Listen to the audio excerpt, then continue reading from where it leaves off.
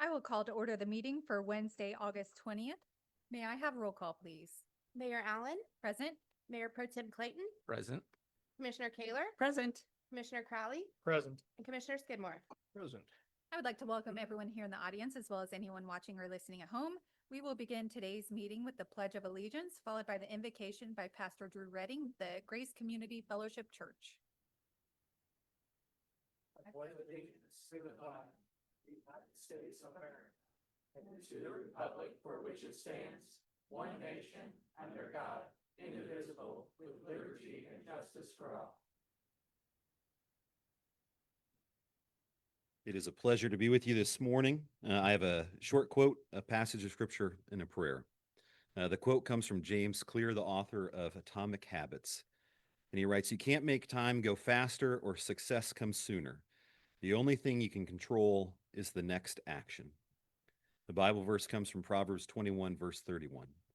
"The horse is made ready for the day of battle, but victory rests with the Lord." Let's pray together. Heavenly Father, we just pray that you would be meeting us here today.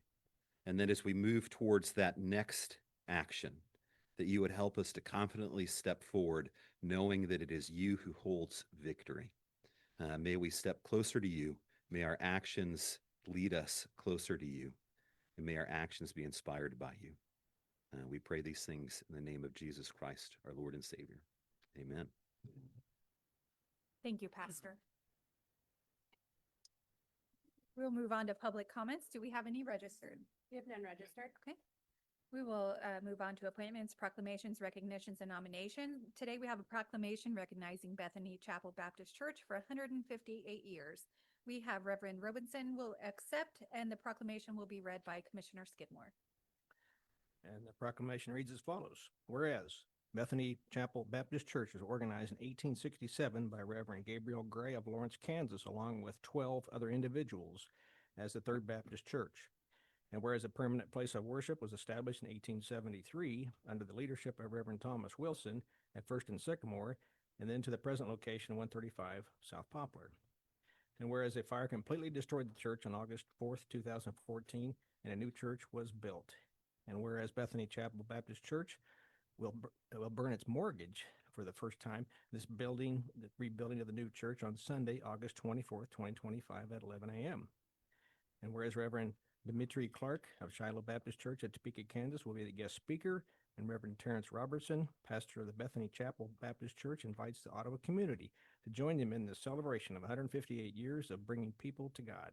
Now, therefore, the governing body of the city of Ottawa, Kansas, does hereby recognizing contributions made to our community by the members of the Bethany Chapel Baptist Church in Ottawa, Kansas, and joins with the congregation in celebration of their 158th anniversary, signed this 20th day of August, 2025 by our Mayor, Emily Allen.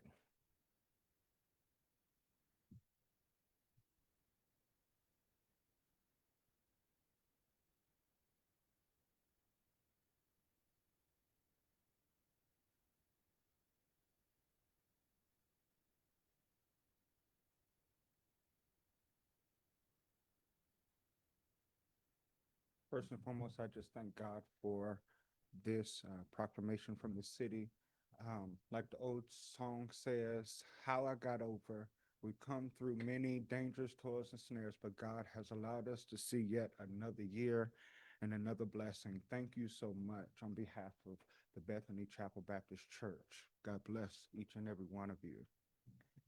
Thank you, Reverend.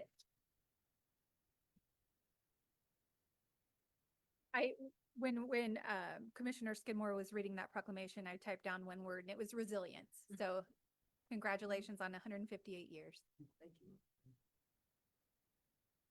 Next, we will move on to the consent agenda, which includes minutes from August 13th, 2025 meeting, July 2025 Finance Monthly Report, minutes from the April 24th, 2025 Board of Zoning Appeals meeting, partner agency reports from July of 2025, and the agenda approval. Do we have a motion? Second. Okay. All in favor say aye. Aye. All opposed? Motion carries. At this time, I'd like to give commissioners a chance to declare any conflict or communication they've had that might influence their ability to consider today's issues impartially. Seeing none, We'll move on to unfinished business. We have item 10A, the resolution amending economic development incentive policy. The amended economic development incentive policy includes revisions to the fee schedule and reinvestment housing incentive districts and repeals resolution 1884-21, and we have Director Landis.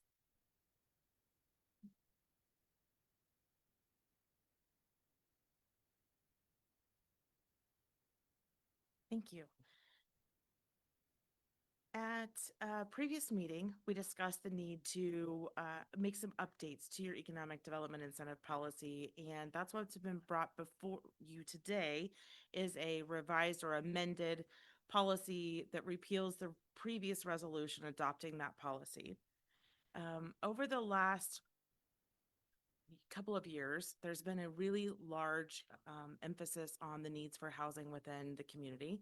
And within our policy, there are incentives related to housing and the building of housing. So within those parameters, we've brought to you in the last, over the last couple of years, some RHID, which is a reinvestment housing incentive district, those opportunities for a couple of housing developments already.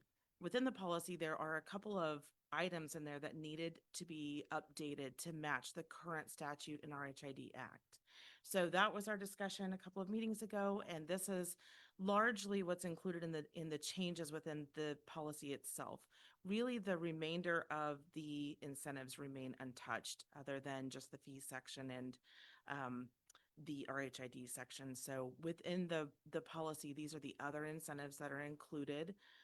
There's no need to really go into detail on any of them. I just wanted to make sure that everyone understands there are a variety of incentive packages for different types of projects, and all of those incentives are based on need, financial need, and an analysis that's done to determine whether or not those incentives are necessary for any one of our projects that come in, commercial or residential.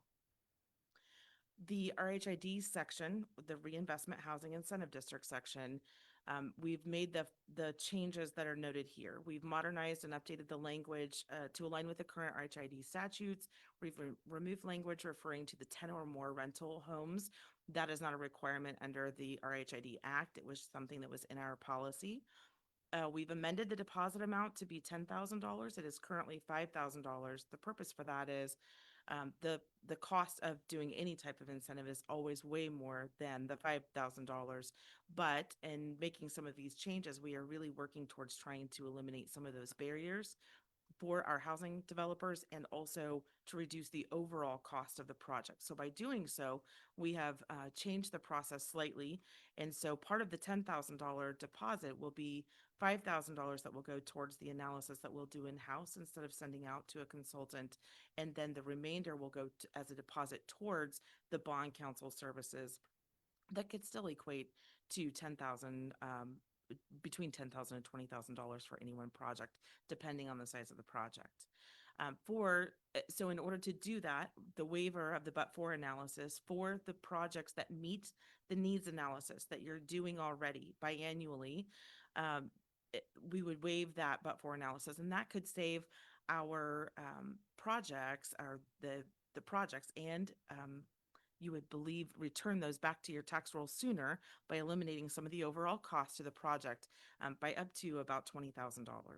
And then just streamlining the process overall. So we've added the pre-application, which will allow them to bring a project to you to establish the findings and send it off to the Secretary of Commerce for acknowledgement of that district and approval of that, the intent for that district, before they ever really spend money on any sort of financial analysis and bond counsel. And that's really just a process of a resolution that comes to you for that. So those are really the large items that were included or stricken from this policy. The process realignment is not necessarily, it is outlined vaguely within the policy, but the orange just shows you that we're realigning it to show the pre-application phase, and then the findings by resolution of the commission, and then the Secretary of Commerce, and then moving into the rest of the process, where right now we start that analysis so early in the process. They have spent dollars on the project incentive request before you've ever even considered whether or not it's something you find in alignment with the needs analysis for housing already. The financial impact is that the use of our HID incentive tool really allows the investment of the valuation increment created through the housing construction, and it is by reimbursement of specific costs that are eligible under the RHID Act. It streamlines the process for our developers.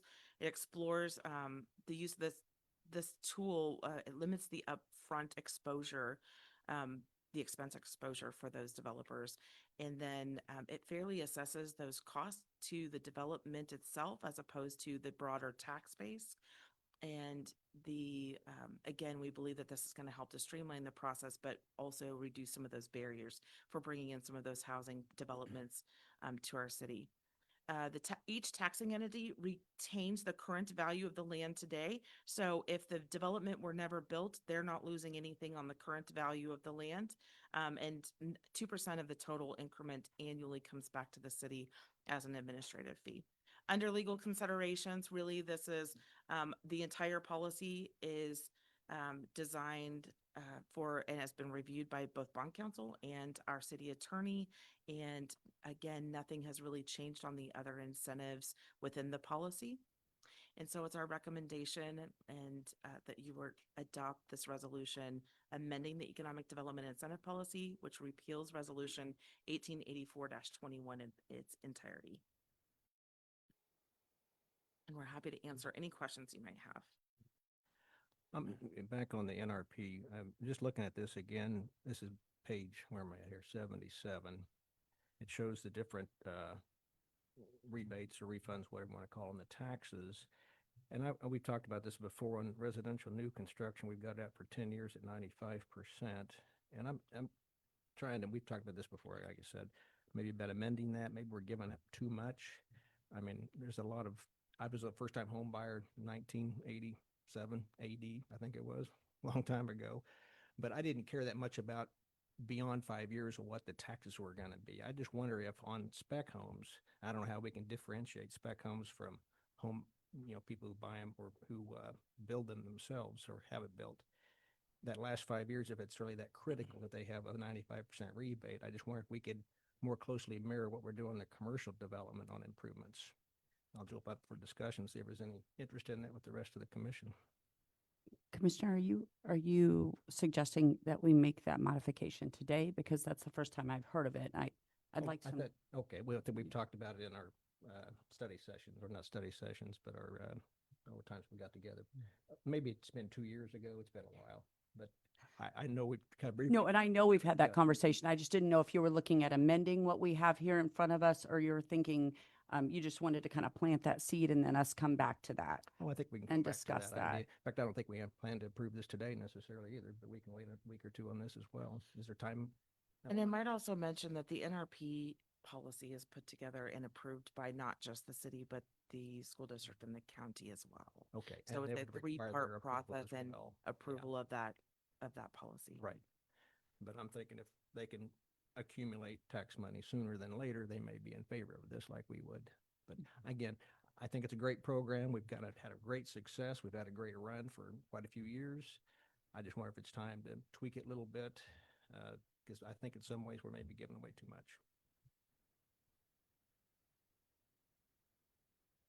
Any other questions or comments? Director Landis, just kind of on the reviews that are made, just kind of a general question between the red and the green. There looks like there's text that is added that's green. Looks like there's text that's added that's red.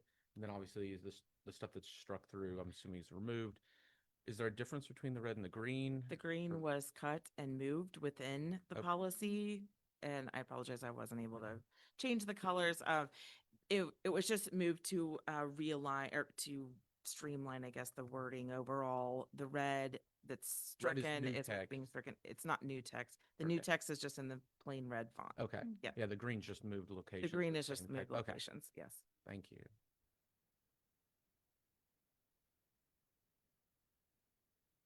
And so in this, on the timeline again, that $10,000 deposit that we're asking for, that is after pre-application. That'd be the fourth step in that, Yes. in that deposit portion? Right there where it says formal application. So with the pre-application, our policy says that with any incentive application, there's $1,000 application fee. And so when they turn in an application, they would pay the $1,000. Then we would review, create the resolution, bring it to you to determine if it's in alignment with the needs analysis that was conducted for housing in general. And then once they know that it's something that you're in favor of, at least forwarding on to the state, then they would bring us a formal application. In that formal application, they would give us a lot more of the details. What is the need? What is the gap that they're trying to fill with that incentive? The reason, the purpose for needing the incentive, more of the specifics on the details of the housing itself. So how many are going to be 3-bedroom versus 2-bedroom, or what is the square footage and what is the total cost? The cost for the development itself, all of their infrastructure costs, the cost for the vertical construction, all of those things would be included with that formal application so that we can then proceed with the rest of the feasibility study that needs to be conducted before the incentive is brought back to you for consideration for approval. Thank you. Have we had any feedback from any developer who in the past 5 years, 10 years has done this? Looking at this, obviously, I don't think anyone on this bench has done this process. Someone who's actually done it to be like, hey, this would be a great step and would have really helped. Or have we had any feedback or communication with developers or people who have done that? I have not asked them specifically about rearranging it in this manner for the purpose of presenting it to you. However, in each conversation we've had, and with even the last 3 RHIDs that have come to you, the conversation always is, I'm investing all of this money up front for an analysis, which can be really expensive. It can be up to $20,000 just for the outside analysis to be done, in addition to the bond counsel cost, before I even know if the commission is willing to move ahead with the incentive. And while we can't, we have to do the analysis before we ever bring it to you for a final decision. At least we can bring it to you and make sure that you're in favor of it being in alignment with the needs analysis and know that it's something you're willing to be brought to you and considered before they make that larger investment up front. So I have heard those comments before, which is, well, okay, we're investing all of this up front, but we don't even know if it's something they're interested in. And so this will help with that. But no, I did not run it by any in particular developer. That makes sense. Thank you. I think we've had some feedback the last couple of weeks from Mr. Ogle. He's had to extend his purchase of his property because he's not even sure that the planning commission or the city commission is in favor of this project. I think if that's something early on that he would know that we were in favor of, which this streamline would do, this realignment would do, then he may have already purchased that property and then just been moving forward with the RHID and so on and so forth. So without knowing, it's a huge investment for him to make, and then to come back and say, well, we don't want that project in our community, and then what? So it kind of checks one of the box, answers one of the questions right off the bat that a lot of people need to know, because you as a realtor know that what's closing 30, 45 days. Well, it doesn't get to us nowhere near in time for us to make that decision, or even the planning commission sometimes before they have to close. So a great question for us to answer for them so they can move forward. Yes, and this isn't going to tell them up front what that incentive is going to be because it's too early in the process to know that early on, but at least it can tell them that it's a project that does align with what the housing needs or the commission's intent is for housing in the community at that time. Yep, that's good. Any other questions on this item? How would we like to proceed? Madam Mayor, I'll make the motion that we approve item 10A on the agenda. Do we have a second? I'll second. Okay. Any further discussion? May I have roll call vote, please? How do you vote, Mayor Pro Tem Clayton? Yes. Commissioner Skidmore? Yes. Commissioner Kaler? Yes. Commissioner Crawley? Yes. And Mayor Allen? And I vote yes, motion carries. Thank you. Thank you. We will move on to new business. We'll start with item 11A. Second quarter 2025 outside agency reports. Okay, we have some outside agencies here to present their reports. We will start with Franklin County Development Council. Director Bean. Good morning. Hello. Hello. Couple of updates before I ask you for questions. You may recall we submitted a countywide grant for safe roads, and there were some spots here in Ottawa that were included in that. And Melissa was critical to getting that done. So again, I tip my hat to her. I talked to Widow Bryan rep yesterday, and because I hadn't heard anything on the match other than we were going to have to pay 5%, that state changed the match from 20% to 15%. So we agreed to do that. It's about an $8,000 ticket for an 800 and some $1,000 grant. So I thought that's pretty good deal.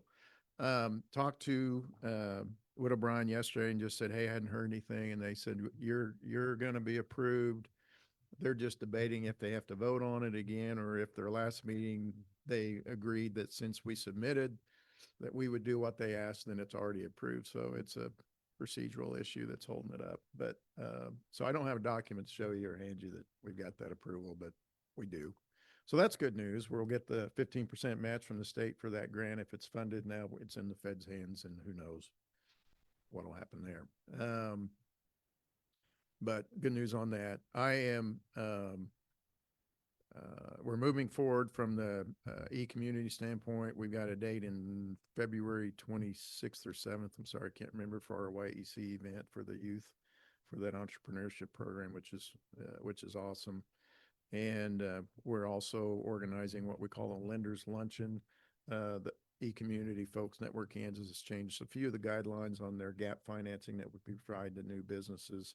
So we're going to have a lenders luncheon that's scheduled September 11th, and have invited banks and different folks from across the county to attend that luncheon and get updated on all the different programs that we can provide the customers and interested businesses in the community.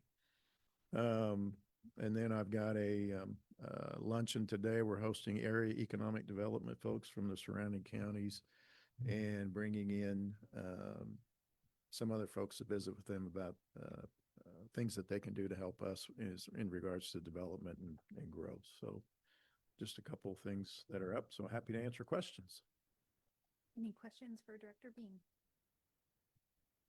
I just, I have a comment. I've been sitting in on some of the committee meetings that Paul has put together, and I just want to recognize there are some really passionate folks out there who are really working hard behind the scenes, and, you know, people aren't necessarily going to see what they're working on, you know, just, you know, right in your face, but they are working hard to figure out housing issues and workforce issues and childcare issues. And I'm just really proud of those groups and really appreciate the work that they put in. Yeah, they're awesome. So thank you for that. We've got some real good energy there, and hopefully we'll start to see the outcomes of some of those discussions here before too long. So appreciate that. Thank you, Mayor. Yeah, I agree, sitting on a few of those as well. I think it's great to see what's going on. Like you said, all the leaders in the community, and it really, I think, helps for sitting up here highlight gaps and some of the needs.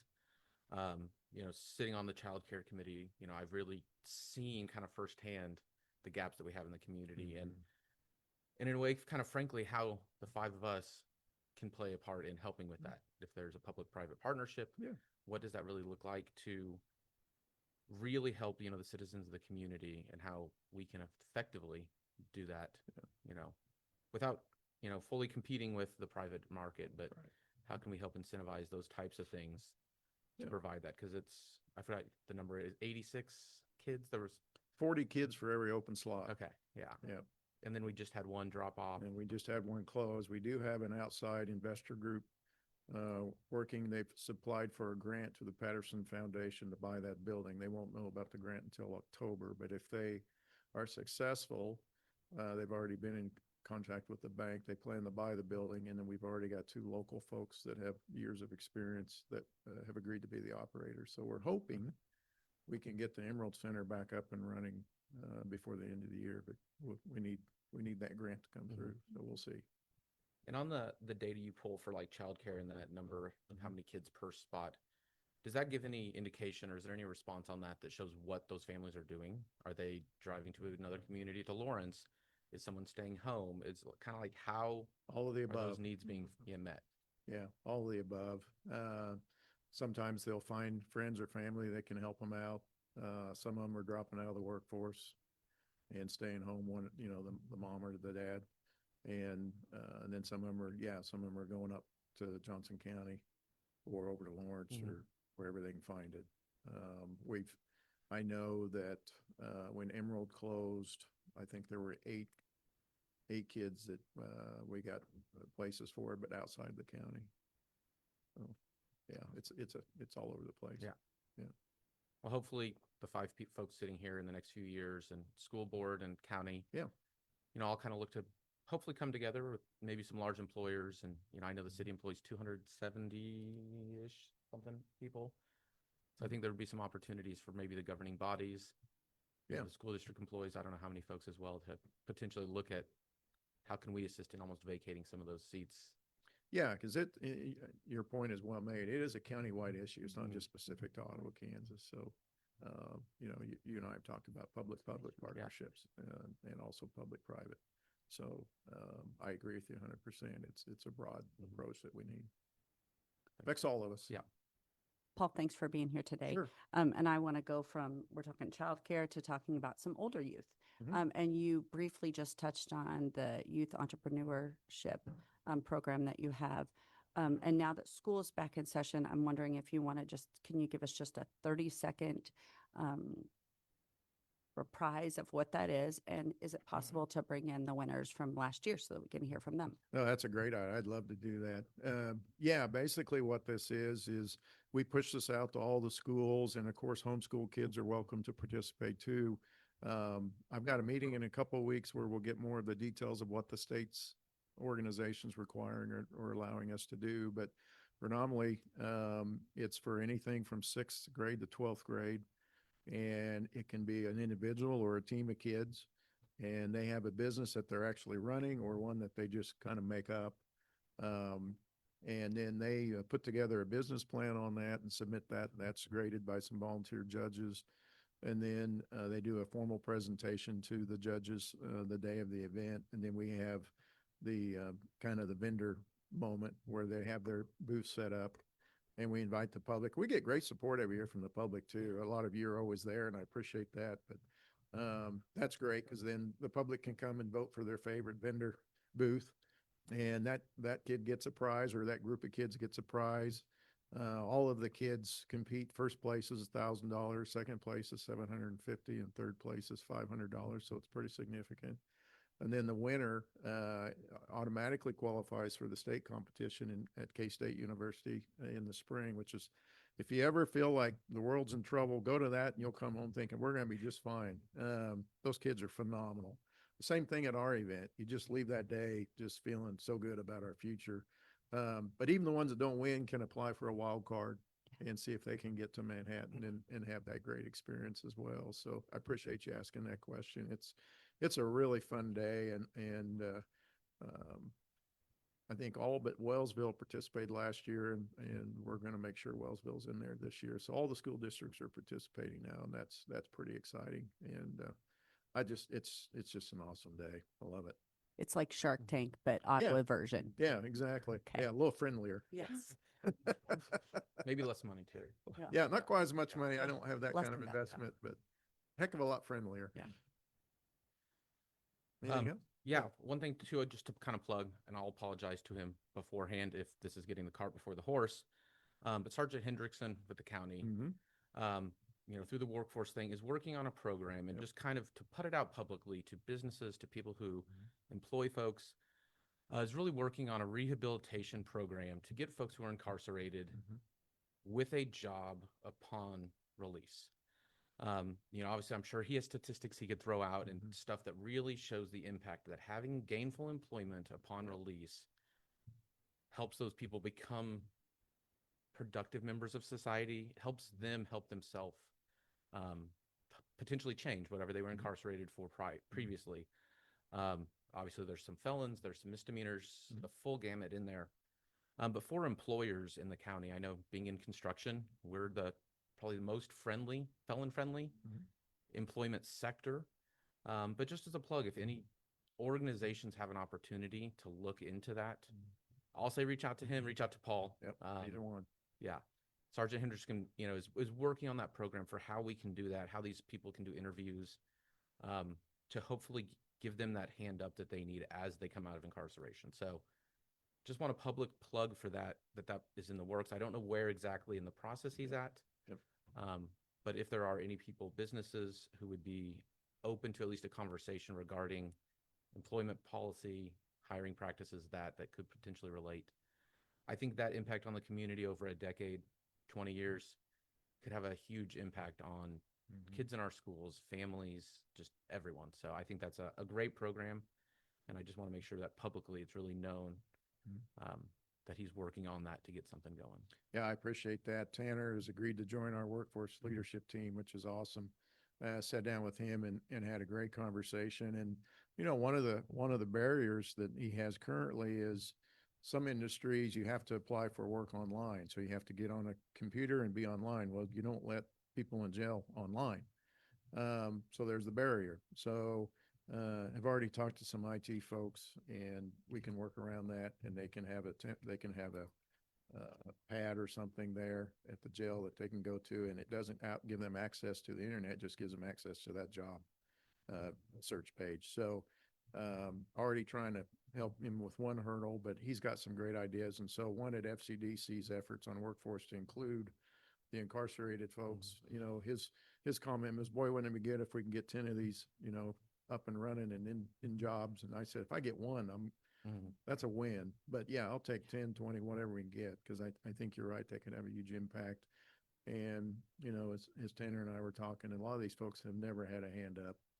And so this is where, you know, it takes a village. This is where we can give those folks a hand up. So I'm just thrilled that he's on our team, and that's going to be a focal point. And we're also working, I guess, along those lines, just so you know, I'm on the Network Kansas board along with Jennifer Sprague and Anthony Osho and Crystal. Thank you.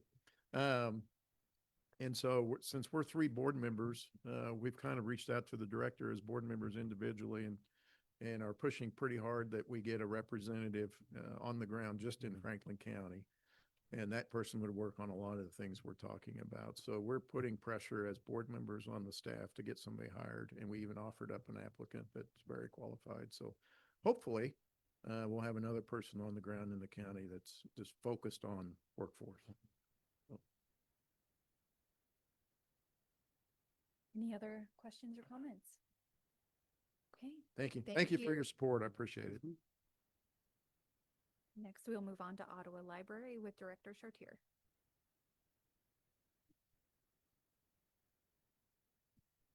Good morning. As you are all aware, we recently finished up our summer reading, and I wanted to give you a few of our stats on summer reading. First of all, our adult summer reading program.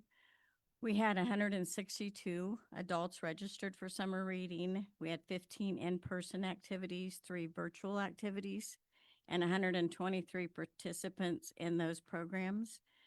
They gave away 40 weekly prizes to individuals. They had to read so many hours to put a ticket in a drawing, and then they drew 40 weekly prizes, and then they gave away 2 mega prizes. And all of the information is logged through our Beanstack app. So individuals have to use that in order to log and do activities through there to earn prizes and rewards for summer reading. Our youth summer reading, our 0 to 5-year-olds, we had 30 programs and we had 486 attendees. We had on that's for 0 to 5-year-olds. They had 83 registrants for 0 to 5. This was our first year of adding 0 to 5-year-olds to the program, where they were actually logging and coming in to do all the prizes.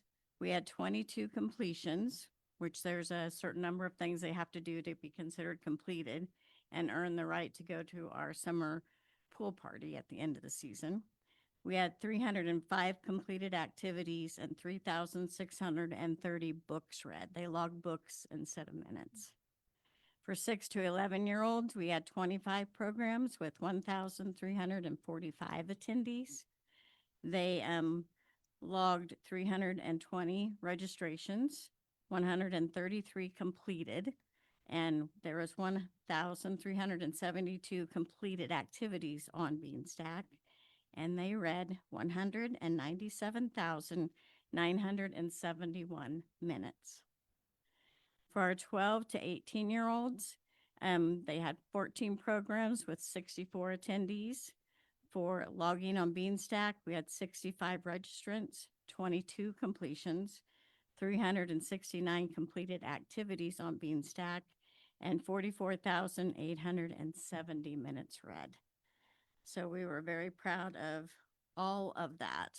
In addition to our Friends of the Ottawa Library that support our summer reading program, we also received donations and prizes for our youth services of $1,300 from local and big corporations. So that's a huge accomplishment also. And we appreciate the Friends of the Library. We appreciate our staff. And of course, we appreciate those partners that come alongside us and encourage those kids to read all summer long. And then I wanted to remind and announce that we're going to have a large indoor book sale, which we have brought back the Skunk Run book sale because we've had an abundance of donations for the Friends of the Ottawa Library. So this Friday and Saturday, we're going to have that book sale at our Walnut Street location, 204 South Walnut Street. Friday night will be 5 to 8, and that is for Friends members. Now, you can still get a Friends membership this week. You can buy a Friends membership at the event Friday night if you would like to pre-shop before everybody else gets there Saturday. Saturday, we're going to be 8 to 5 p.m. And do you have any questions? I see you had a pool party. Was that a success? I see. The pool party was a That's great. huge success. That's If great. I remember right, we had 175 individuals qualify for that and 166. And we had Wow. to cancel because of rain and move it Yeah, a I week see. later on a Wednesday night instead of a Friday night. So I'm sure that hurt our attendance a little bit, but the kids had a Is blast. that the first time you've done this pool party, or is that? No, we do it every year. I Okay. think there was during COVID, we didn't do it that year. And there might have been another year we canceled because we couldn't get it rescheduled. But yeah, that's a huge, huge reward and something that they look forward to earning. I wanted to thank you too for opening up the library for the Box 4 when they were here due to inclement weather. So that Yes. provided a place for us to go inside. So Yeah, we were thank you happy to partner for doing and do that with Main Street. That's great. I'm happy to report that I did read a book this summer. Is that part of that? The Principles of Time Management. It was really good. I was 3 weeks late in getting it back to you, so I paid the fine. but Wow. It was a good, I got most of it. But anyway. Well, luckily, we don't even have fines anymore, so That's- you were good. As long as you return it, we're happy. Okay, all right. It's called a donation, yeah. Any other questions or comments for Director Chartier? I am so glad you're bringing back, I guess what I would view like as more the version of Skunk Run Book Sale, because I know I grew up going to that. And I may or may not have geeked out on some of those pictures over last night, looking through them, trying to look to see what you had there. So I'm excited to see what that looks like. I also, and I meant to bring this up for years, honestly. I love the fact that you put in the information that the people who have the library meant so much to them and they set up memorials and that they gave money upon their passing, and just to make sure that the library continues to go. And so I hope that individuals look at that list and honor that they had made that conscious decision to continue to support the library. And a lot of really, really wonderful gifts that were given. Yeah, away. we received several wonderful gifts from very kind people through the years, and we truly appreciate their support and donations. Okay, well, thank you very much. Thank you. Thank you. Next, we'll move on to Ottawa Main Street with Director Stoffer. Absolutely. Good morning, you guys. I'm giving you, I just got these this morning. It is from the Northeast Region Tourism Board. I am now serving as the co-chair and finding different ways to plug us in there. This is something that they're bringing out, and it'll be like a blog on the Kansas website. And I'm trying to plug as many different areas of Ottawa on there that we can. So I just want to give you that to read. It's a little more information on different areas in the Northeast, so you can submit on there. So there'll be a different one that we can submit each month, and it kind of changes up. So this one is going to look more quarterly, but they also do have monthly ones that I'm submitting through. So, as far as what we're working on currently is we are heavily working with Ottawa University and getting more partnership going there and bringing back student punch cards, getting the students downtown into the businesses, as well as parents punch cards. So that gets them familiar with what is going on. We have the Parade of Champions coming up. That is in collaboration with the Fusion. It is open to the public, but it's celebrating the high school and OU students' success from last year on the sports level and welcoming them back to town. Sorry. We are working on also bringing back OU flags throughout the community and getting some of those ordered to where it's people see that we have Ottawa University here. It's good for the parents to see as they come into town, but then also for the students to see that they are welcome in the community. Through Kansas Main Street, we've had a lot of changes going on. Our director has been let go, so there's been some changes there, and they're working on hiring. So we've had different trainings picking up different gears there. We do still have our economic impact report that we have to give each quarter. Our last quarter, we had over $74,000 in volunteer hours done downtown. We have met all of our state reviews on our Brooms grant, our HEAL grant, one of our signs grant, another signs grant, the Plaza 1905 is still in review because we have found out that it qualifies for tax credits if we can differentiate the bid and give it a little more detail. So we're doing some more work on that. Once they come back with that, they'll do the final state law review on that one. We're currently in our membership drive, working on wrapping that up for the year. We do ours a little bit different. We don't do our membership drive year round. We do it just during a set time so that we're not competing against the chamber and we have a differentiation. We are currently heavily into the tax credits. We're working on that and it is proving to be of interest. We have 8 projects currently in the works, 1 with approval and construction starting soon, and 1 with a partial approval. We've had to answer some questions and get that back to the state. We're looking for that to come back anytime. With many more that are interested, we're just kind of trying to let these go through and get these applied for and before we go forward. Zip Trip was a huge success. Thank you guys for your support in that. We are still getting people in town at least weekly of saying that they came just because they seen us on Zip Trip. Fun little fact on that one. I am working on getting all the clips and the commercials, things like that. The drone incident where we lost the drone was kind of in our favor, it turns out. We were supposed to only have 36 commercials, our commercials ran 36 times, and we were only supposed to run until July 25th. As of July 25th, we had run 80 times, and they're running us through August because we found the drone for them. So they're not giving me a set schedule of how many times they're running or, hey, they're at this time. They're just plugging every commercial or clip of Ottawa in that they can. So we are still getting people saying, oh, I seen it on the news. I seen it on the news. So that's been fun. As far as upcoming events, tomorrow we have our 3rd Thursday for August. We have a back to school theme. American Eagle is sponsoring 350 hot dog meals. We have our Makers Market vendors set up and businesses opening late as well as our receipt raffle giveaway. On September 6th, in conjunction with Moonrise Bike Ride, we have Brews, Beats, and Boutiques. Along with that, I don't have quite all the details on this yet, but Kansas Wildlife and Parks has reached out and we'll be doing a ceremony in celebration of the Flint Hills induction. It looks like that will be taking place at the same time as Moonrise is taking off on their ride. So that'll be we have 350 to 400 registered for that ride, so there should be a good turnout for that. On September 13th, we are doing a scavenger hunt downtown, as well as September 20th in conjunction with Tractor Show, Car Show. And then on October 4th, we are doing a Harvest Moon street dance. We will have Mike and Aiden Finch and Justin White performing downtown. So that's all I have at the moment. Any questions? I went fishing with a dip net and mud boots. So whenever we were filming, it just glitched, and whenever it glitched, it hit the metal rail.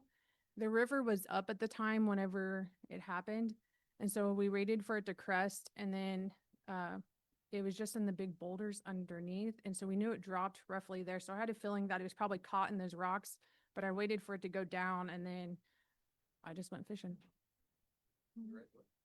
It's on our Facebook page. It has a pretty good following. I never know what my job is going to entail. All other duties as assigned, right? Yeah. Any other questions or comments? Thank you. Thank you. Do we have Director Cowie online? No, okay. Did anyone have any comments they would like to point out for Prairie Paws?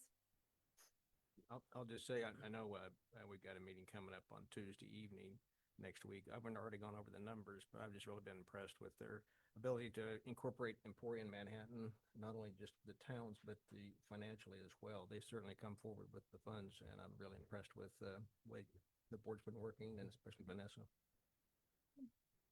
And also, I'd spoken with her, and I don't want to steal her thunder from the announcement, but that they were able to hire an on-staff veterinarian, and the impact that that'll have, especially on our community, for their ability to do the discount or free spay and neuters. And then as pets go in who need work, the amount of funds they will save by being able to do that in-house instead of having to send those animals out. And you have to send it out with a person, with a vehicle, the transport. There's a lot of logistics in that we really don't think about. And so having one on site for them is going to be, I think, a huge benefit to them and also the community as a whole. Okay, thank you. We will move on to item 11B. 2025 Standard Traffic Ordinance. This is an annual revision to the Standard Traffic Ordinance, STO, published by the League of Kansas Municipalities, and we have Chief Weingartner here. Thank you, Mayor, Commissioners.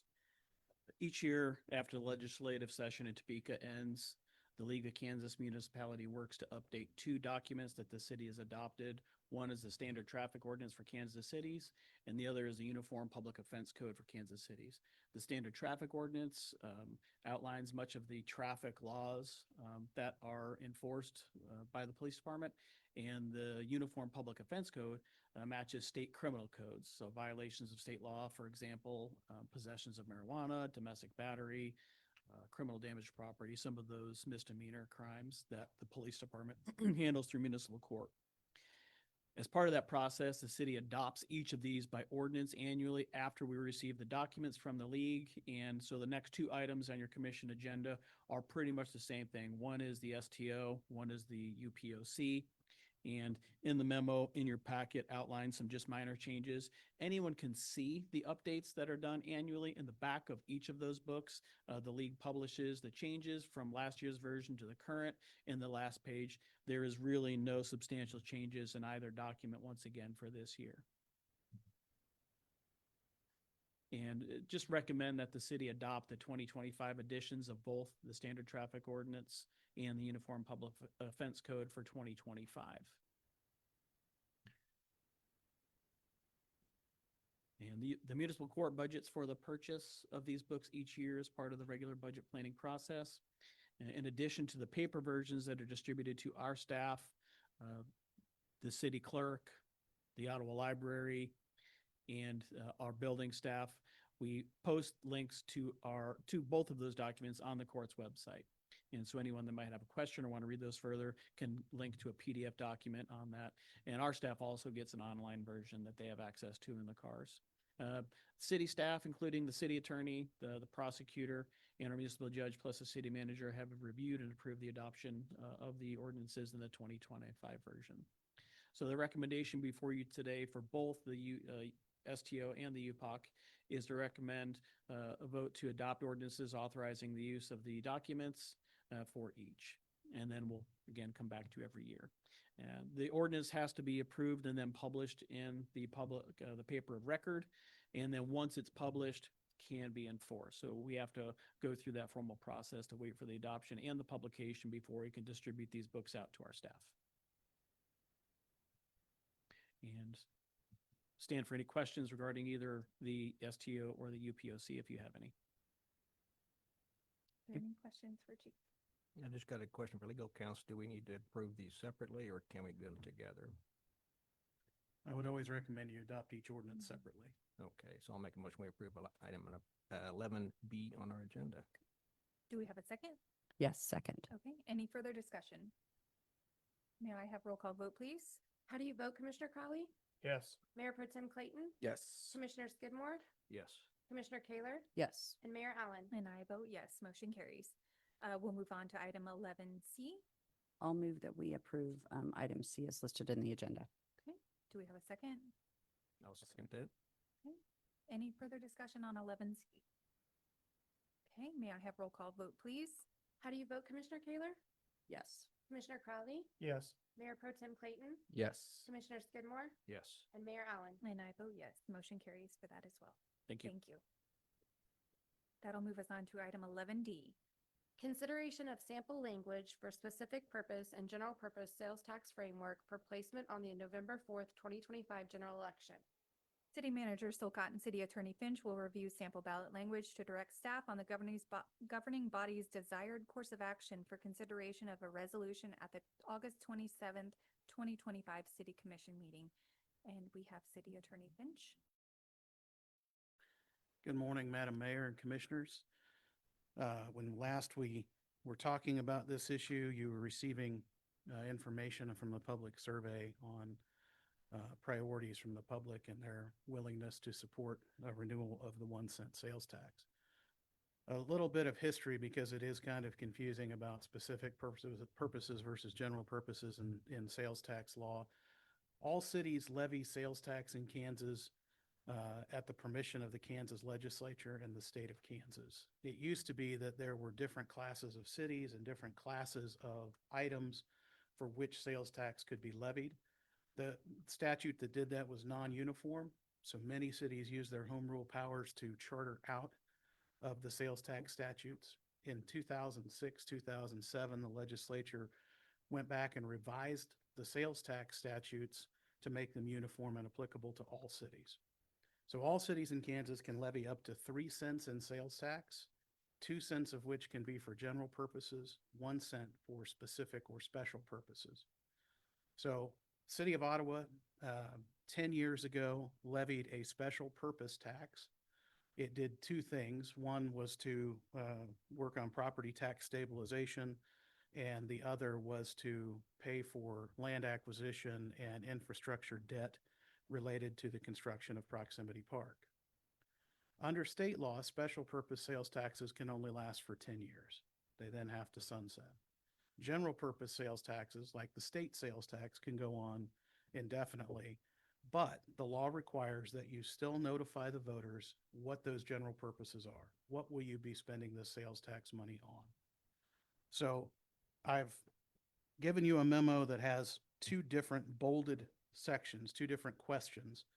The first, you'll notice, may seem a bit confusing in that it references an ordinance from 10 years ago and still contains language about industrial parks, but that is essentially the question that was asked 10 years ago. And so to give you an idea of what is special purpose language, what does that look like? So it's kind of a hybrid of what you would ask next. You would take out the part about infrastructure and debt relief to build an industrial park and change it out with something else. Okay. I would note that special purposes do need to be fairly specific in the statute. And I'll get into that in just a second. The second bolded paragraph that you see in the memo is a general purpose question. You'll note that it's not just shall the city levy a sales tax for general purposes, period. It lists out a number of general purposes. And these actually kind of follow the survey results that you saw last week. Focus on roads and streets, parks, and then recreational amenities, and then finally to help stabilize property tax going forward. So those options still have to be stated so the public has an idea of the general categories to which the city will put these funds if they are approved. I would note for you that there's an Attorney General's opinion from 2008, actually requested by city's former bond counsel, Dottie Riley, and it has some gems in it. For example, this from the Attorney General at the time: the act does not define general purposes or special purposes. So the legislature created this whole dichotomy of these two different classifications, but never thought to define them or explain them so anybody would know. But what it comes down to is that whether a general purpose or special purpose really is about the language of the ballot question and the intent of the governing body in asking that. So in that case, there were many, the city of Lenexa had issued a call for a special or for a sales tax election for what they hoped was a general purpose sales tax. And the language, the analysis that the Attorney General did on the language focused on a definition from Black's Law Dictionary that general relates to the whole kind, class, or order as distinguished from that which characterizes the individual, universal, not particularized, as opposed to special. Special is relating to a specific kind, individual, thing, or sort, confined to a particular purpose, object, person, or class, as opposed to general. So how does that relate to the language that you'd be looking at? A good example of a special purpose question is what you saw with the infrastructure and debt payments for Proximity Park. Another one might be to construct and equip a police station or to construct and equip a fire station. That's a very specific purpose, and you can understand how that might be accomplished within 10 years and not be of a general character. If, however, you're looking to, instead of just buying a new city park, but you're looking to make improvements in all city parks, the first is specific, the latter is general. If you're looking to improve Cedar Street or Eisenhower Road or Davis Avenue, those would all be specific purposes, and you would put those in a specific purpose question, and you can see again why 10 years might be the appropriate time frame. If, however, you want to make improvements to several city streets, and you saw from the presentation from Public Works how you have numerous street needs, and the public has identified that as a priority. If you were wanting to make improvements to multiple streets without naming them, that would lean more towards a general purpose sales tax. Last thing I'll note for you, and then I'll stand for your questions, is you can use, and I put this in the memo, KSA 12-195 allows for sales tax revenues to be pledged to support general obligation bonds of the city. Why is that important? General obligation bonds receive more favorable interest rate treatment in the marketplace than revenue bonds. And so you want to issue GO bonds where possible. And so the state has recognized that, and they allow cities to use sales tax revenue for GO bonds. So when you talk about debt, and municipal debt in particular, much the same as your home life, you don't want to tie the debt to an asset that has a very short shelf life. So if you were building a new recreation facility in Ottawa, you know, people have talked about a swimming pool. The current swimming pool has lasted 60 years plus. You wouldn't want to do, you could do the debt for 10 years, but you would probably want to make it a little bit longer time frame than that. And you certainly wouldn't want a 50-year bond on a thing that would only have a 10-year useful life. That wouldn't be a good fiscal decision. So if you do a special purpose sales tax, understand that you're only limited to the 10 years of revenues. That will not support a general obligation bond to do the scale of projects that have been identified in the community survey, and many of which are contained in your CIP. So just be aware of that. If you want to do specific projects, we'll need you to identify those. If you want to do more general purposes, then it can be more about streets and roads generally. And that you can ask Director Landis on any of the financial questions you have. But if you plan on letting bonds to pay for some of these projects and spread that cost out over time, you'll want to be mindful of the 10-year time frame versus a longer time frame. And with that, I'll stand for questions. Yeah, I like the way this reads right here. I think it, like you said, it addresses what the people in town were concerned most with, and several items on there. And I think we need to get as much people behind this as possible to get this to pass. The question, maybe you don't know this, but the hospital has a half-cent sales tax. I guess that's going into perpetuity. They just had it general, I suppose, instead of specific. So the county has separate sales tax authority than the city. That is not a sales tax imposed. That everyone in the county pays that, but the county has its own limitations under state statute. Separate from ours. Yeah. Okay, different. I got you. And I don't have a question, but more of a comment. Going into this meeting, I was initially kind of more in favor of a special purpose with the sense that people want to know where their money is going, and, you know, the sense of being transparent and you know, that very specific purpose. But the more I look at it, I actually like the general purpose much better, with the inclusion of all of the concerns that the citizen, not all, but most of the concerns that citizens have had, and showing that we intend to address them. So it is general, but I feel like it specifies what we're using those dollars for. And I really appreciate that. I like that verbiage. So. I absolutely agree with what you're saying, Mayor Allen. And I too was I came in pretty strongly that it needed to be a special purpose sales tax. And after the explanation, I completely understand why general purpose may be more applicable. I know that you had discussed that there's a max on sales tax. Where are we at on that? If this were to be put before the voters and adopted, you would be at 1.5 cents. Okay. This is not an increase, by the way. This is Right. no, the other sales tax that I mentioned, the one from 10 years ago, is expiring next year. Any new sales tax would begin after the expiration of that sales tax. So. We recently reviewed our CIP, and we have a lot of big ticket items coming up for the city, whether it's utilities, or other the pool that we've talked about, things like that. And I think that's why I lean more towards the general purpose too, because that being able to, as you explained it, being able to use the general purpose for that, GO bond is a great idea, because we're going to have to for those big ticket items. So certainly the way I would be leaning would be general purpose. Yeah, Mayor, I kind of came in really wanting to be a little more purposeful in that, like, special purpose in my thought, not to effectively tie the hands of future commissions, but in a way to show with transparency to the public, like if we're saying it's towards roads, that we put it towards that. But I think the GEO bond, like you had mentioned that with debt, if we look at incurring debt to hit roads hard or something along those lines, that this would allow us that flexibility to pay for that.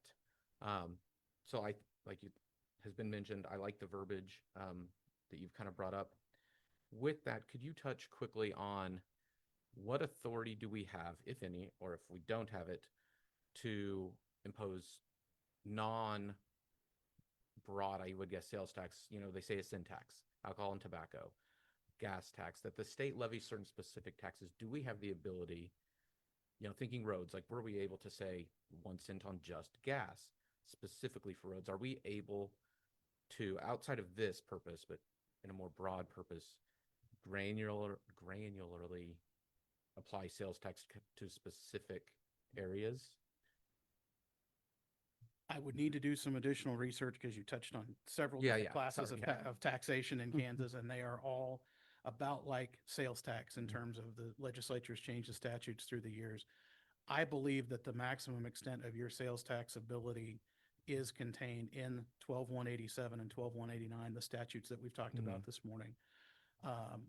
Under the Streamlined Sales Tax Act, I don't think the city has authority to create separate tax classifications for items. The state really doesn't either. And we run into this a lot, that if the state says we're going to exempt a certain thing, food was the last example of that. Food and utilities are one of the two things that all of the states in the Streamlined Sales Tax Compact have agreed can be exempt. But other things cannot. So you couldn't just pick something and say, I'm going to make this widget tax exempt, for example. I think the converse of that is true too, that you're not free to just create a new local tax without some authority if the state has preempted the field. And motor vehicle fuels taxes is one of those areas where the state has kind of preempted. I'm not sure of any jurisdiction has a local gasoline tax, for example. And so cities are kind of left to property tax and sales tax. The legislature has to close the loophole on earnings taxes. They don't allow locals to do earnings taxes. You remember Casey, Missouri has a 1 cent earnings tax that exists across the state line. And Wyandotte County was looking at doing the same, and the legislature passed a uniform law prohibiting that. So I think you're pretty well tied into this broad-based, everything is taxed, every sale is taxed, and then the property tax. Thank you. One thing I wanted to touch upon real quick is you had mentioned, I think at our prior meeting, to say we don't need this tax anymore. We have fixed all the roads, we have done all the things, and magically everything is perfect.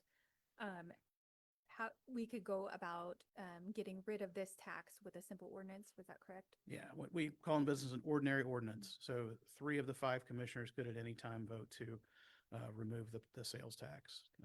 What you can't do is later on change the purposes. Yeah. So you can't decide later on that now we want to build a stadium. You, it has to be within the purposes kind of outlined in the statute or in the ballot question. And that's why even these general purposes kind of follow the survey, and then the catch-all for property tax relief.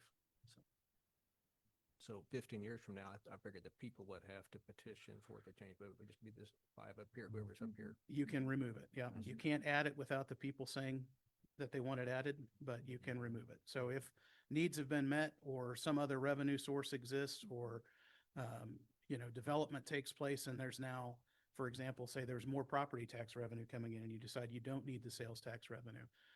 This commission or a future commission could by ordinary ordinance repeal this sales tax. And just for some clarity, because I'm sure if this question does come up, the state dropped their portion of food, correct? Right. So this 1%, if you go to Walmart, you buy a TV, fill your cart full of food, it would be your whole order. So it's not, we don't have, like you mentioned, specific. This would just be a blanket kind of across everything. Right. So for example, the 1.5 cents that is currently collected locally, when you go to Walmart or Price Chopper or buy food at any other establishment in town, you pay that sales tax. You may not pay the 6.5% that the state levies because they have decided to take their rate to 0, but they did not preempt locals from doing that. And we will be creating a sales tax webpage to address many of these questions, including potential projects contained within the CIP that fit the survey responses, as well as Director Welsh had highlighted during the review of our street maintenance plan, the more than $40 million in existing maintenance costs that are unrelated to new construction or full reconstruction of roadways that would be required. And to that end, we'll also be addressing kind of what the taxes would be used for, how the money would be spent, who can folks talk to, or where can they find additional information about sales tax, and then of course, what's the current sales tax rates within Ottawa, Franklin County, so folks get a full picture as far as what that actually does, and then also provide some comparables to the revenue that is created and kind of how that fits within our operating budgets, just to show kind of city services that are currently provided and the impact that that would have on those operating budgets, although it would not be used for those per se. It would just kind of show you an offset, whether it would be like a police budget or a fire budget in total. Here's what that would be comparable to. And I just want to point out, I want to make sure we're always communicating. This is not a new tax, this is a continuation of the existing. Can that language be included in the ballot here? I don't know if that's something that could be included or it should be. I just want to make sure people know it's not an added fact. Yeah. So Commissioner, to your question, the last line of the second bolded paragraph is said tax to be collected by KDOR beginning after the sunset of that special purpose sales tax authorized. And that ordinance from 2014 is the ordinance that did the current 1 cent. So it's very clear when someone goes to vote, if this is the ballot language that you all decide on, they would see and know that this is only collected after the expiration of the current 1 cent. Yeah, So I read not an that. increase. It is I simply read that to myself. I just yeah. want to make sure. And certainly we can make everybody sure could that's included as understand that. as that questions that's what that arise. means. Yeah. And I So- think a part of it would be an educational component, making sure people understand what this is and what the purpose is as well. Process from here. This would, remember the legislature changed the law last session so that there are only 3 times that issues can be taken to the public. August primary, which is already passed, November general election, which is upcoming, and for next year, it's March. I think after that, it's April. And so if you wanted to be on the November ballot, the county clerk is putting that ballot together as of September 17th. You have to conduct this election in accordance with the general bond law, which means that you have to publish notice of this ballot question twice.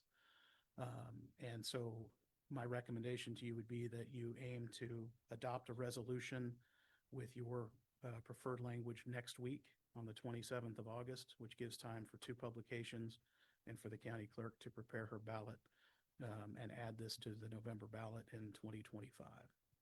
If you choose to wait, you've got one chance, and that would be March of next year. So, One question to the Attorney Finch on the bullet point A, the improving rebuilding for the roads. Would that technically include construction of a new road? Just reading through with it being improving, rebuilding, and maintaining. I can't picture where we would need a new road, but were there to be a case that, I'm thinking when 17th was constructed in, early 2000s, would Yeah. that fall within that verbiage? You think if there's an area that a road maybe currently doesn't exist, that we build a road or infrastructure? yeah, happy to add the word constructing. We could do that if there ends up being a spot where something has been vacated and we want to build one where there were formerly 2. I can't imagine that situation right now. Yeah. But, certainly we can include language like constructing. The other thing that I would probably discuss with you is down in sub C, operation of recreational facilities and amenities. I wonder if you want to add recreational and quality of life facilities and amenities. You do have, for example, things that may not fall in this traditional definition of recreation, like a museum, but it's a quality of life thing, or, Legacy Square. Some people would say that's not really recreational. That's more of a quality of life amenity. So I would probably make your ad, Representative Clayton, up in A, and then ask for permission to add quality of life to sub C. And Well, I think so. That's a good idea. Yeah. I think that, and we've kind of talked about that word a lot in the past, so I think it'd be good to include that here too. And I think it was on the survey as well, so Oh, yeah. it makes sense to line that up. Sure. Yeah, I think that sounds good. So no action required from us today. We're bringing this back again, or you? I would have like something to say? consensus from you on which way you want me to draft. Do you want me to draft, it'll be a resolution is what you'll look at next, at your next meeting. And is there a consensus that you want me to proceed with general purpose, special purpose, or with the language that you've seen roughly here in the memo? And that's kind of what I need is drafting direction at this point.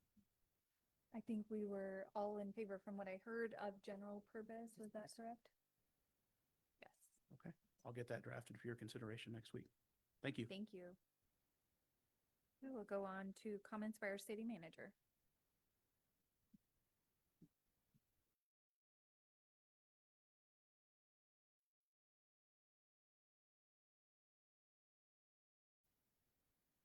Madam Mayor and Commissioners, thank you for your time. Want to highlight a couple of items going on in our community and for your organization. We have a couple of current positions open that we would appreciate anyone in our community looking for employment to visit our employment page, which can be found at ottawaks.gov, and we have employment in the header that you can click on that will take you to our open positions. We have the pro shop attendant at the golf course, and we also have a seasonal grounds worker for the autumn season that is also available. And I would also like to point out one of our newest employees who started on Monday of this week, who is our property improvement or code enforcement position, and that's Mr. Jason Eklund, and he is retired military and comes to us with 30 years of service, and so we're grateful to have him serving in our community. And you'll see him on the slides when we show our monthly new employees as well. We're doing our annual hydrant flushing that everyone's familiar with. And if you happen to notice that there may be an odor, we encourage you to go ahead and fill your pitcher and put it in the fridge and let it set. I can say that at least in my part of town, which is in the southeast part of town, I have not had that yet in my time here, and I didn't experience that either when I had first moved here on the north side of town. So if you are experiencing that, we do apologize, but it is easily remedied, and it's important to note that the water is safe to drink. If you have any questions or concerns, please call City Hall here at 229-3750. Want to invite everyone out to the airport fly-in on Saturday. It's our annual fun day, and want to thank our airport board and public works staff, especially our public works administrative assistant, Lisa Boris, who has really kind of herded all the cats in coordinating this, and to DJ and his crew who've been making improvements and preparing for this event as well. And if neat mechanical items that happen to defy gravity aren't your thing, we encourage you to attend the same evening our vinyl revival at the OMA, which is kind of classic vinyl tunes for a tribute band, and encourage a fun time for folks who enjoy music and aviation. We've got some upcoming events here. We've got the Downtown Historical Society walking tours, the third Thursday downtown, and that'll be tomorrow. We have our OMA vinyl retro concert and our airport fun day that we just talked about. And then also encourage folks to just check out our Ottawa, which can be found at the top of the city's webpage at ottawaks.gov in blue. And it will give you a wide selection of both recreational activities and entertainment activities for our community if you're interested. And we've got some upcoming items here for our next commission meeting. Tentatively, we have scheduled a plat for a residential subdivision, South Haven. We'll have transient guest tax policy discussion, a resolution for Ladies Night Out on Main Street, and a resolution to consider and deliberate upcoming water tap fee schedule, which was presented in consensus of the governing body in June to come back with this at that time. We'll also have a resolution for RHID for South Haven, and a resolution for the city sales tax with a general purpose as directed with our previous business item. And that concludes my report. If there are no additional questions of myself or another member of the team. City Manager Silcott, on the back when you were talking city employment on those lines, I think getting Jason in is great for community development. I know we have some very large openings in that department, and this past week I've met with some people who are working on some buildings here in town, small scale developers. Mr. Ogle's been in and spoke several times. Do we have a timeline for getting those positions open? As a matter of fact, we are hoping to get that position advertised here within the next 3 to 5 days for the director. Okay. And we also have created a timeline for our consultant through GBA to review our development process, also to complete the comp plan, and to do a full code for both zoning and subdivision regulations to align with our comprehensive plan, and also our development capacity and desired improvement process for buildings, and whether it's outright development of existing structures, new subdivisions, or you're an individual property owner wanting to put in a shed or expand your garage for an additional stall. So we'll be looking at that to balance both the fiduciary obligation to future property owners who would be buying that property to know that things were installed correctly and properly, with also facilitating the smooth development process in a way that allows for targeted improvements, meaning making things like beneficial reuse as easy as we possibly can within the framework of the existing code structure, and also to create a process that is transparent and identifiable, so when folks come in, they'll understand that full process of what lays ahead. And that will require several, pre-application and application meetings and check-ins along the way. But I think it will create for a very smooth process moving forward. Thank you. Along those lines, kind of during the budget season, I brought up having the conversation about potentially opening the CBO position as well. Yes. And in tandem with hiring a director, if we hire a director who has a model that they would like to run the department in, I would like, at some point at least, like to have that conversation to be, if a director is hired and they would prefer an in-house CBO, Mhm. are we setting them up for failure if we don't have an in-house CBO and let them run, and how can we kind of work through those things? The caveat that I would give with that is your CBO should be an engineer who can approve, review, and authorize and stamp and work with those engineers to follow the defined process, which is known as a prescriptive amendment. And in the absence of that, you would still need to have an engineer review those plans. Mm-hmm. And our current configuration really doesn't allow for that if we were to not have an engineer that had that ability. And that's one of the primary drivers, I think, in ensuring that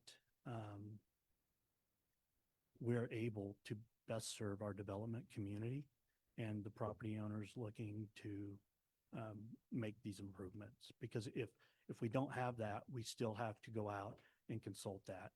And I know, at least in several of the metropolitan areas, cities that are as large as,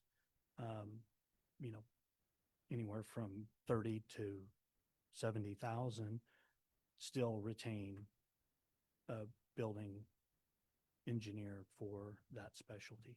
So cities like Salina, like Derby, and some of the cities further out west, and even within the metro here in the Kansas City area. Mm-hmm. So we could look at that, and our ideal is to get our existing building inspectors up to speed for plan review for like residential. And also, as you know, from the conversation with GPA, having kind of like pre-approved plans that, again, if you're coming in and you are using one of 5 as you're building a subdivision, you just simply state at that building code that it would be, 2025-A3, and, something, we'd have a label for that would specifically tie that floor plan that has been approved to that individual development. Okay, thank you. And then with kind of the things coming up on, I know we've mentioned a few times, could we get on in the next month, few weeks? We got a presentation for, you had mentioned the upwards of $50 million necessary for roads. Obviously, we won't know exactly what that funding mechanism may look like until we have the sales tax either go through or not go through, that potential.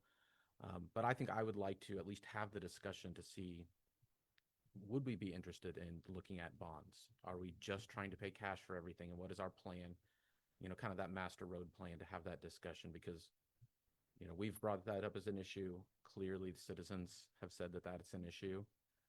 And what that plan, now that we have the information, we have our PCI index, a road survey, kind of what now, for lack of a dad joke, the rubber meets the road, kind of what our plan for that is going forward. Certainly. And anytime you have a discussion on kind of what we refer to as pay-go, meaning you're paying cash, and taking a bite at the elephant, a bite at a time versus in a large bite or in larger bites where you're balancing pay-go with debt. It's important to note that the debt obligation and payment of that debt obligation comes first and is essentially dedicating future revenue collections for a past improvement. But if something that is the desire and the will of the commission, then our obligation is to make sure that we provide that in accordance with your wishes and directives. So we will. Thank you. Any other questions or comments? I did want to point out, apparently I missed a slide, wanted to highlight that our wastewater and water distribution crews inspected 7,900 feet of sanitary sewer line, and our public works crews have made some shoulder improvements there on Lincoln Street. And also that is a portion of the taxiway on the south end of our taxiway by Dodson that had some buckling, and so they were able to do a temporary replacement of that portion of concrete. So we're grateful to our public works crews for getting in and fixing that, especially coming into airport days. Thank you. Thank you. We'll move on to comments by the governing body. We'll start with Commissioner Skidmore. Sure. I just want to shout out to Clerk, future Commissioner, maybe Clerk Reed over here. I wanted to say thank you for your work on grant writing. I didn't realize till recently you've been the author and finisher of a lot of our grants. And so I tried to write one years ago, and I know how difficult that can be. So congratulations on that. Keep up the good work. I learned early in school grants are better than loans. So we agree with that. No, we all agree with that. That's fantastic. A quick shout out to our son Garrett. He turned 36 today. It's hard to believe our youngest child is 36. And I just feel a lot older by saying that, but it is what it is. So anyway, we love him. And finally, K-State's playing opening the Big 12 football Saturday. Anybody here? Yay. Okay. Anyway, they're playing in Ireland. And actually, they're playing in a city that's actually the fastest growing city in the world. That's right. Every day it's Dublin. And that's all I have. Moving on, we will go to Commissioner Crowley. No comments. Commissioner Taylor. I don't even know how you can top that. No comments. Mayor Pro Tem Clayton. I just want to wish OU a happy move-in day. Coming here to the meeting, driving down Cedar, there is a lot of people moving into town. And so that's exciting. I know Mayor Allen and myself have the opportunity to speak to them over the next few days. So that's exciting. They're an integral part of our community, even though they're maybe not here 12 months of the year. And then want to plug again, Parade of Champions, Tuesday night downtown. This year, the weather's looking a little better. We may have a chance of rain, but last year the high school was unable to join us because of the wet bulb. Basically, the heat index was too high. They could not have their students out there. So we're excited to hopefully this year have OU and the high school and really highlight students in our community in that and their successes. I know there's a bunch of restaurants running deals. There hopefully will be some free swag, some other opportunities downtown. So come down, check it out. See kind of what's going on in town. That's next Tuesday night. The parade will begin at 5:30. And yeah, I just want to echo, I get to welcome students today at, I believe it's at 3 o'clock. And I just wanted to remind everyone, please avoid Cedar Street. It is a disaster. I actually pulled up and I got stuck there for a minute. I realized I was in, well, Chiefs here. I probably shouldn't say it, but I backed up and turned around because there was no way I was making it anywhere in that line. So avoid, yeah, I avoid Cedar Street if you can. So that's all I have. We will move on to announcements. We have August 26th, OU Fusion at Legacy Square at 6 p.m. August 27th, City Commission meeting at 4 p.m. September 3rd, City Commission meeting at 7 p.m. September 10th, City Commission meeting at 4 p.m. all here at City Hall. And seeing no other business before us, I will adjourn.